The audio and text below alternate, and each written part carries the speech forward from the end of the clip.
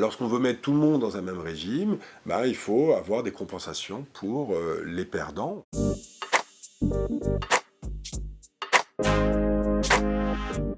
Mercredi 11 décembre, le Premier ministre a présenté son projet de réforme des retraites, mettant l'ensemble des organisations syndicales, à part le MEDEF, dans la rue. Nos concitoyens sont relativement perdus face à ce projet de réforme et à sa complexité, et pourtant ils sont bien convaincus que ça ne sera pas une amélioration de leur situation lorsqu'ils seront retraités, mais une aggravation. Pour essayer de démêler la situation et de comprendre ce qui se passe, nous avons interrogé aujourd'hui Éric Heyer, économiste, directeur à l'EFCE, enseignant à Sciences Po et qui dirige l'ouvrage L'économie française 2020, publié par l'EFCE aux éditions La Découverte.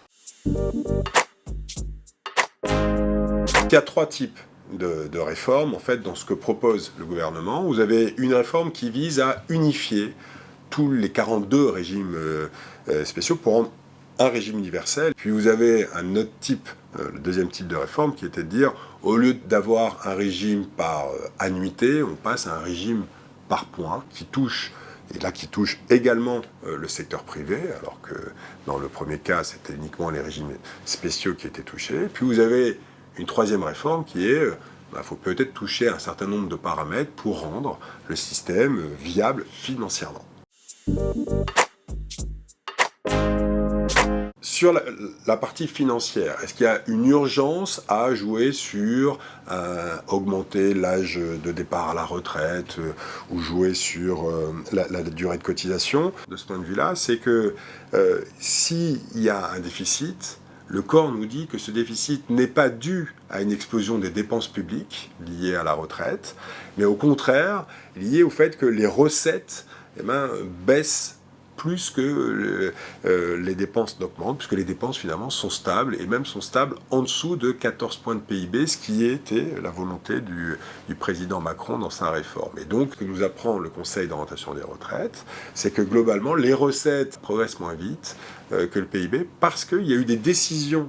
Par exemple, lorsque ce gouvernement décide de redéfiscaliser les heures supplémentaires, donc les cotisations qui allaient de ces recettes, de ces heures supplémentaires vers l'assurance vieillesse, maintenant, l'assurance vieillesse en a moins. Habituellement, les gouvernements précédents donnaient une subvention à l'assurance vieillesse qui compensait la perte des recettes. Il y a aussi le fait que l'État a décidé de geler le point de la fonction publique, a essayé de réduire le nombre de fonctionnaires, et donc la masse salariale du public a diminué, et puisque il y a aussi un taux de cotisation de l'État à l'assurance retraite, puisque la masse salariale a diminué, les recettes aussi ont diminué. Donc on voit que à l'horizon 2035, le problème, s'il y a un problème de financement, ce n'est pas un problème lié à la dépense publique qui augmente, mais bien à des recettes qui diminuent.